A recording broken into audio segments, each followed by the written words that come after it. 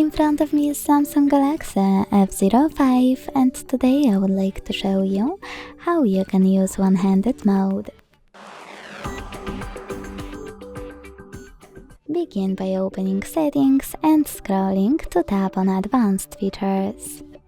Then tap on one-handed mode and use Gray Switcher to activate it.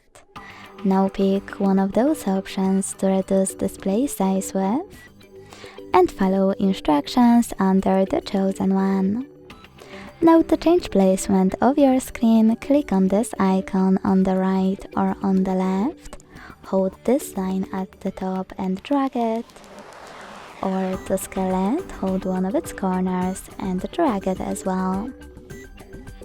To go back to standard size screen, click on blurry area, and to disable one-handed mode, tap on blue switcher. Thanks so much for watching. If you enjoyed this video, leave a like, comment and subscribe. Bye!